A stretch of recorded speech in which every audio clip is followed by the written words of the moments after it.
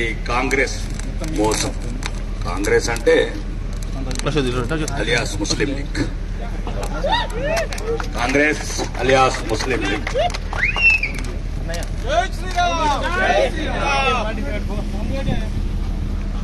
రాజకీయాలల్లా పదవులు లేకముందు 420లు ఉంటారు.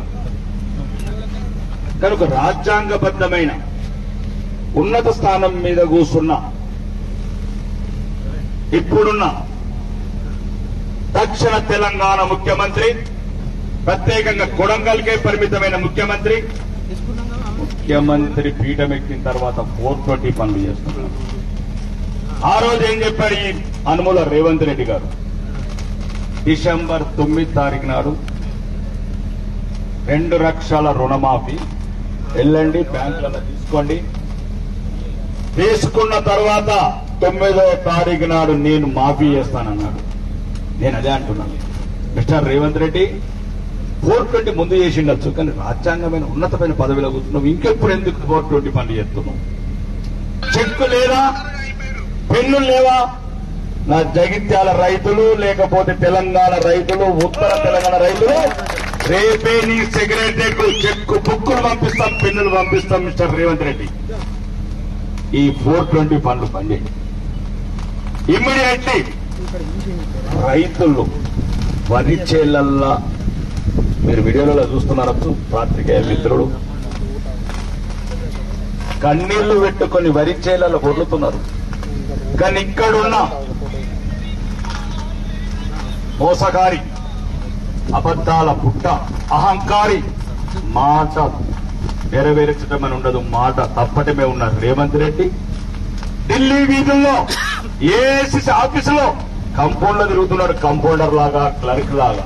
తెలంగాణ రైతుల భవిష్యత్తుని ఇక్కడ వాళ్ళ బతుకు, వాళ్ళ మానాన వాళ్ళని వదిలేసి, నీళ్లు లేవు, కరెంటు లేదు, పట్టించుకునే వాళ్ళు లేడు.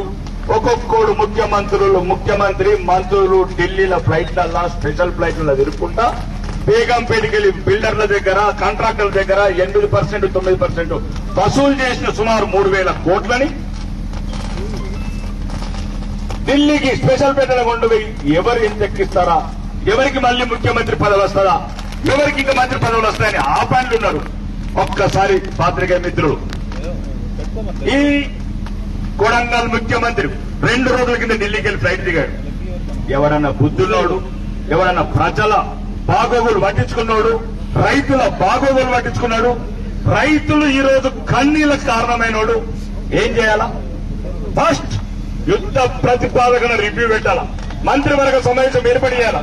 రైతులకు సాగునీరు సమస్య ఎక్కడుంది, కరెంటు సమస్య ఎక్కడుంది, ఎండిపోయిన రైతులను ఏంటని ఐడెంటిఫై చేసి నష్టపరిహారం ఇవ్వాలి. కానీ ఇప్పుడున్న పైరవికారి ముఖ్యమంత్రి, దక్షిణ తెలంగాణకి పరిమితమైన ముఖ్యమంత్రి ఎయిర్పోర్ట్ లో దిగి సక్క తుక్కు కూడా పోతాడా? మళ్ళా గాంధీలకు బానిసలు తయారైన తెలంగాణ. కాబట్టి ఈరోజు చెప్తున్నాను, ఒక్క మోసం కాదు, రైతుకు మొత్తం అంటే రైతు ప్రభుత్వం వస్తుంది అనుకుంటే రజాకార్ల ప్రభుత్వం వచ్చింది తెలంగాణ. ఈరోజు ముఖ్యంగా దయచేసి ఉత్తర తెలంగాణ కూడా ఆలోచించాలి. కక్ష కట్టిండ్రు కొడుకులు మన ఖమ్మమోడు, నల్గొండోడు, మహబూబ్ నగరోడు 3 జిల్లాలోనే ఈ రోజు వరకు 16,400 కోట్లు, రోజుకు 164 కోట్లు అప్పు చేస్తే 3 జిల్లాలకు పోయినాయి తప్ప జగిత్యాల లాంటి జిల్లాలు 30 జిల్లాలకు 3 రూపాయలు ఇవ్వలేదు. 6 గ్యారంటీలు. ఏ గ్యారంటీ ఇచ్చినావు మిస్టర్ రేవంత్ రెడ్డి? రైతు రుణమాఫీ చేయలేదు, ఆడబిడ్డలకు 2,500 ఇవ్వలేదు, 4,000 రూపాయలు పెన్షన్ చేయలేదు, కౌలు రైతులకు డబ్బులు ఇవ్వలేదు. చేసిందల్లా ఒక్కటి, అది కూడా ఈ రోజు మీకు పరిష్కారం చూపిస్తారు. ఆడబిడ్డలు పాత బస్సులలో మా అక్క చెల్లెలను ఎక్కిపించి నడుము నొప్పులు, ఒళ్ళు నొప్పులు చేసి ప్రతి మొక్కలను ఈరోజు ఆర్థోపెడిక్ డాక్టర్లకు పంపించే కుట్ర చేసి అదొకటే. కాబట్టి ఒక్క బస్సు కొనలేదు. మోసకారి, నీ గత చరిత్ర అంతా మోసమే. పార్టీని మారడం, ప్రజలను మోసం చేయడం. ఈ రోజు వల్ల తెలంగాణ ప్రజల పట్ల, రైతుల పట్ల సానుభూతి లేకుండా, సహకారం అందించకుండా సహాయం చేయకుండా మళ్ళీ రైతులను నడి రోడ్డులో వదిలేసిన చరిత్ర ఈ కాంగ్రెస్ ప్రభుత్వాన్ని. ఇదే చూడండి మా కేంద్ర ప్రభుత్వం ఎన్ని రకాల ఈ సంవత్సరం 2 సార్లు ధరలు పెంచాం ప్రతి వ్యవసాయ పంటలకు. 50% సబ్సిడీతోని ఎరువులు ఇస్తున్నాం. 27,000 కోట్లున్న రాష్ట్ర వ్యవసాయ బడ్జెట్ ని 1,25,000 కోట్లు తీసుకెళ్లాం. 7 లక్షల కోట్లున్న రైతు రుణాలని 21 లక్షల కోట్లు ఇస్తున్నాం రైతులకు.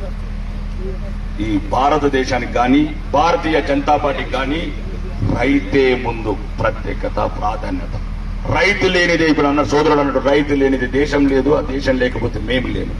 ఇది కేంద్ర ప్రభుత్వం ప్రతి సంవత్సరం రైతుకు 6,000 కావచ్చు, ఈ 50% సబ్సిడీ యూరియా లాంటివి కావచ్చు, ఎకరానికి 18,000, 21 లక్షల కోట్ల రైతుకు రుణాలు కావచ్చు, 1,25,000 కోట్ల అంటే కేంద్ర ప్రభుత్వంలో కాంగ్రెస్ ఉన్నప్పుడు 25,000 కోట్ల ఈరోజు 1,25,000 కోట్లు తీసుకెళ్ళి అడుగడుగున్న రైతు ప్రాధాన్యత ప్రభుత్వం మాది, దేశం మాది.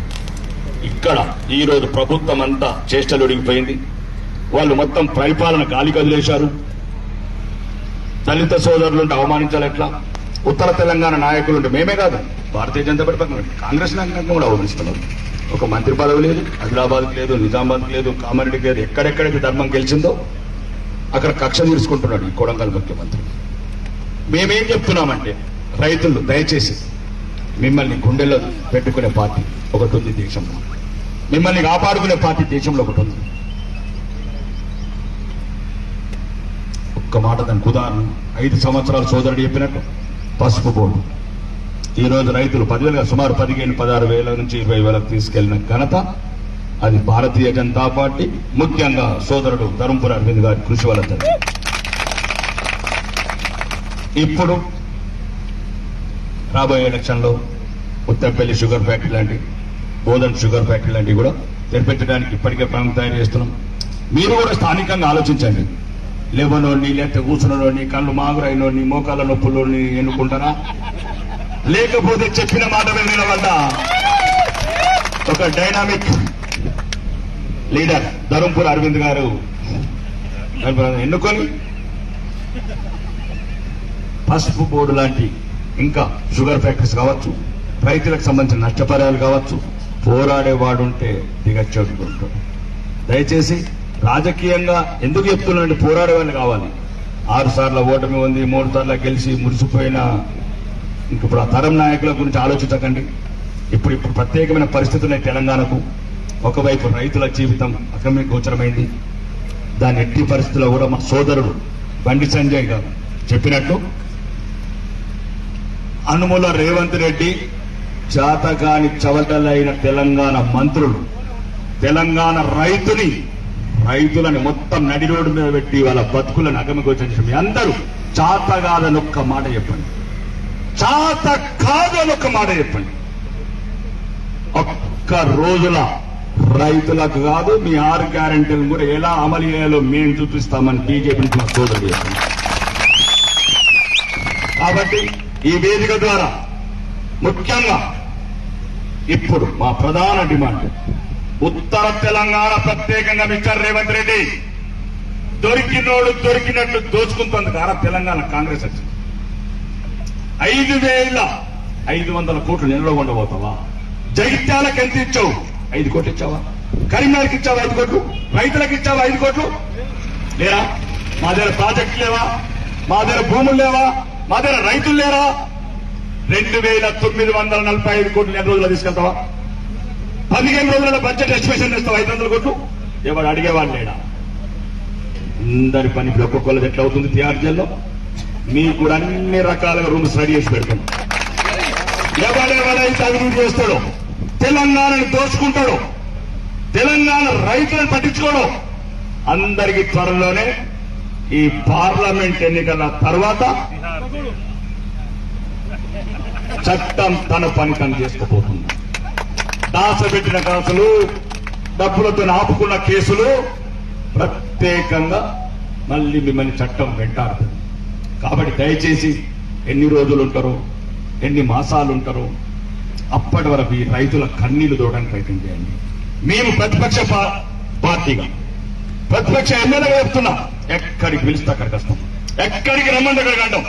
కానీ ఎయిర్పోర్ట్ నుంచి తుక్కు కూడా పోతాం, ఎయిర్పోర్ట్ నుంచి వరంగల్ పోదాం, ఎయిర్పోర్ట్ నుంచి కరీంనగర్ పోదాం, ఎండిపోయిన పొలాలలో పోదాం, పాడైన మామిడి తోటలలో పోదాం, ఏడుస్తున్న రైతులని పరామర్శిస్తాం, రైతు కుటుంబాలను ఓదారుస్తాం. ఇది రాష్ట్ర ప్రభుత్వం చేయాల్సిన పని. ఆ గాంధీ ప్రతదా, ఈ గాంధీ ప్రతదా, ఈ సభలు పెడదామా, ఆ సభలు పెడదామా, ఇప్పుడు ఇలా చేసేది మీరు. కాబట్టి దయచేసి ఇప్పుడు ఒకేసారి చెప్తున్నాము, తక్షణం రైతులకు ఎకరానికి 25,000 నష్టపరిహారం ఇవ్వాలి. యుద్ధ ప్రతిపాదికన మీరు అఖిలపక్షం ఏర్పాటు చేస్తారా, మీ మంత్రివర్గ సమావేశం పెడతారా, ఫస్ట్ రైతుల కన్నీరు చూడవండి. ముఖ్యంగా రుణమాఫీ, ఎటువంటి చట్టాలు అడ్డం రావు. మేము ఎలక్షన్ కమిషన్ పోయి కాళ్ళు పట్టుకుంటాం, ఎలక్షన్ కమిషన్ పోయి కాళ్ళు పట్టుకుంటాం. ఏదైతే ఎన్నికల కోడ్ను నన్ను మోసం చేస్తున్నావు హనుమల రేవంత్ రెడ్డి, రేపే సంతకం పెట్టు, ఆ చెక్కును తీసుకొని ఢిల్లీ వెళ్తాం. భారతీయ జనతా పార్టీ ఎమ్మెల్యేలు 8 మంది ఎమ్మెల్యేల రాష్ట్ర దిగ్గజాలుగా నువ్వు సంతకం పెట్టి 34,000 కోట్ల చెక్కు మేము ఎలక్షన్ కమిషన్ కాళ్ళు పట్టుకొని ఒక్క రోజుల తెలంగాణ రైతులందరికీ 2 లక్షల రుణమాఫీ మాది. దొంగ మాటలు, మోసం మాటలు, రూపాయి ఖర్చు లేని మోసం పథకాలు. గ్యాస్ సిలిండర్, ఏం గ్యాస్ సిలిండర్ 130 రూపాయలు ఇస్తున్నాం, 450 రూపాయలు ఇస్తున్నాం గవర్నమెంట్ ఆఫ్ ఇండియా. దయచేసి ప్రజలకు తీసుకెళ్లిన అమాయకమైన ప్రజలు జగిత్యాల ప్రాంతం వాళ్ళు చేసింది ఏం లేదు, చేయబోయేది ఏం లేదు. దోసుకోవటము, దాచుకోవటము, స్పెషల్ ఫ్లైట్ అన్న ఢిల్లీకి తీసుకెళ్లిపోవడం. కాబట్టి ఇప్పటికైనా ఈ రాష్ట్ర ప్రభుత్వం కళ్ళు తెరవాలి. తెలంగాణ, ప్రత్యేకంగా ఉత్తర తెలంగాణ, మరి ప్రత్యేకంగా జగిత్యాల జిల్లాలంటే ఒక వెనుకబడ్డ ప్రాంతమైన ఆ రైతుల పొలాలను ఇమ్మీడియట్ పరిశీలించి వెంటనే ఎస్టిమేట్స్ తయారు చేసి ఫస్ట్ రైతుకు ఎకరానికి 25,000 నష్టపరిహారం ఒక ప్రధాన డిమాండ్. రెండోది రుణమాఫీ. రుణమాఫీ ఎన్నికల ముసుగుల, ఎలక్షన్ కోడ్ ముసుగులో తప్పించుకుంటున్నాం కదా రేవంత్ రెడ్డి. దానికి మాది భరోసా, మా భారతీయ జనతా పార్టీ ఇమ్మీడియట్ చెక్కులు పెట్టి 34,000 కోట్ల రైతులు ఢిల్లీకి వెళ్లి తీసుకొచ్చే బాధ మాది. ఇది ప్రధాన డిమాండ్. ఇది ఇమ్మీడియట్లీ రైతులకు 2 లక్షల రుణమాఫీ ఇవ్వాలి. కౌలు రైతులని ముసలి కన్నీరు గార్చిన ఈ రైతులు కాంగ్రెస్ అలియాస్ ముస్లిం లీగ్ నాయకులు ఎత్తేడ్చిండ్రా మీరు, కౌలుకి ఇస్తాము, దానికి ఇస్తాం, నీటికి ఇచ్చలేదు, దానికి ఇచ్చలేదు, అవి ఉన్నాయి కూడా ముచ్చింది. ఉన్న రైతు పథకాలు కూడా వస్తుంది, కొన్ని ఏదో వచ్చినాయి ఇచ్చిండ్రు, ఎలక్షన్ వస్తున్నదని.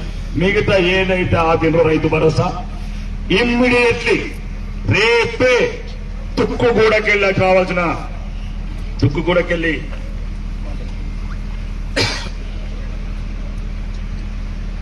తుక్కుగూడ మీటింగులు బంద్ చేయి రేవంత్ రెడ్డి. చూసుకుందాం తుక్కుగూడనే ఏ కూడా ఆఫ్టర్ ఎలక్షన్. ఫస్ట్ రైతులను పట్టించుకోండి. ఈ రైతు ప్రభుత్వం అని చెప్పిన ఏదైతే మోసపూరిత వాగ్దానాలు చేసి అధికారంలోకి వచ్చావో మళ్ళీ ఉంటావో ఉండవో ఆఫ్టర్ ఎలక్షన్స్. దయచేసి ఋతుపవనాలన్నీ ఒకటే side, one side clean sweeping Bharatiya Janata Party కనబడుతుంది. కాబట్టి ఆ రైతులకు మళ్ళా ఎప్పటికి 420 లాగా పేరుంచుకోకు.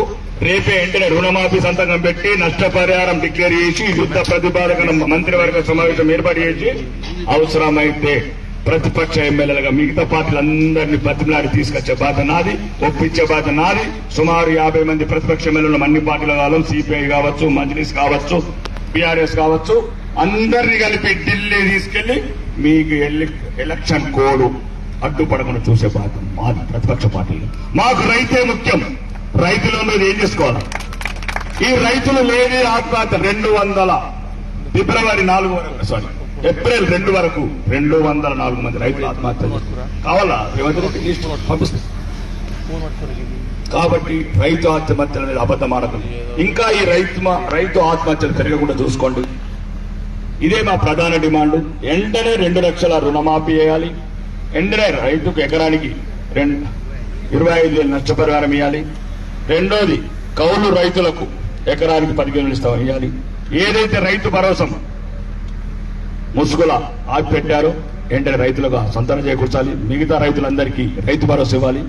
మిగతా ఈ ప్రజాపాలన మీద ఇప్పుడు కరువు ఒకవైపు రైతులు, తాగునీరు సమస్య, తాగునీరు గురించి కూడా పట్టించుకోండి. ఇప్పుడు నా నియోజకవర్గంలో రోజు 10 ఊర్లకి వెళ్ళి వస్తున్నాయి తాగడానికి నీళ్ళు. మళ్ళీ తెలంగాణని ఎడారి చేయకండి.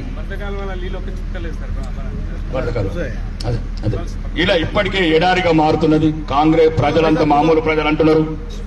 మొన్న ఏదో ఊరుకోతే ఏదో కాంగ్రెస్ దిష్టి పండుగ అని చెప్తున్నారు. ఏం దిష్టి పండుగ అంటే కాంగ్రెస్ వస్తేనే కరువు వస్తుందని ప్రజలలో ఒక నమ్మకం ఏర్పడిపోయింది. కాబట్టి దయచేసి ఆ మాటని మీరు ప్రజల నమ్మకాలను మళ్ళీ బలియం చేయకండి. ఈ ఎన్నికలలో ఇట్లాంటి రుణమాఫీ గాని, ఈ నష్టపరిహారం గాని, రైతులకు ప్రత్యేకమైన ప్రణాళిక రచించి అఖిలపక్షం గాని, మీ మంత్రివర్గం గాని చర్యలు తీసుకోకపోతే ప్రజలే రానున్న సంగ్రామంలో సరైన సమాధానం చెప్తారు. ఒకటి లాస్ట్, ఈ జగిత్యాలకు ప్రత్యేకంగా చెప్తారు. ఇప్పుడే చెప్పారు, జగిత్యాల దేశం మొత్తం చూస్తున్నారు. జగిత్యాల అభివృద్ధి గురించి నరేంద్ర మోడీ గారు కూడా చూస్తున్నారు ఢిల్లీలో. మీ వేళ్ళు ఎటు తిరుగుతాయి, మీ చేతులు ఎటు తిరుగుతాయి, చేతులు ఎక్కడ నొక్కుతాయి, ఎటేటో ఆగమై ఎటేటో నొక్కకండి. మనకు షుగర్ ఫ్యాక్టరీ ఓపెన్ కావాలా, రైతుల సమస్యలు తీరాలా, పేద ప్రజలు తిరగాలా, హిందువులు ఇక్కడ ఇంకొక సమస్య ఉన్నది ఉంటుంది కదా, పిఎఫ్ఐ 2047 వరకు అందరూ మీరు బుర్కలు వేసుకోవాలా, లేకపోతే మేమంతా టోపీలు పెట్టుకోవాలా, ఉత్తమ్ కుమార్ రెడ్డి పెట్టుకున్నట్టు. కాబట్టి దయచేసి జగిత్యాల ప్రజలు అన్నిటికీ చివర ఒకటి అధికారమే పరమావధి. అంతా మాట్లాడటం, రైతుల గురించి కన్నీళ్లు గారడం, మనం పోరాటం చేయడం ఒకవైపు యుద్ధం. కానీ ఆ యుద్ధంలో మనం గెలవాలంటే ఈరోజు పార్లమెంట్ లో కూడా గెలవాల్సిన అవసరం ఉంది. ఈ సమస్యలను రైతుల దగ్గర తీసుకెళ్ళండి. భారతదేశంలో నరేంద్ర మోడీ గారి ప్రభుత్వం ఎన్ని లక్షల కోట్లు రైతులకు ఇస్తుంది, ఎంత సబ్సిడీ ఇస్తున్నది, ఎన్ని లక్షల కోట్ల రుణాలు ఇస్తున్నాం, ఇవన్నీ రైతాంగాన్ని దృష్టికి తీసుకెళ్ళండి. తీసుకెళ్లి అదే ఇప్పుడు చెప్పినట్టు పోరాటోని వీరులను గెలిపియండి.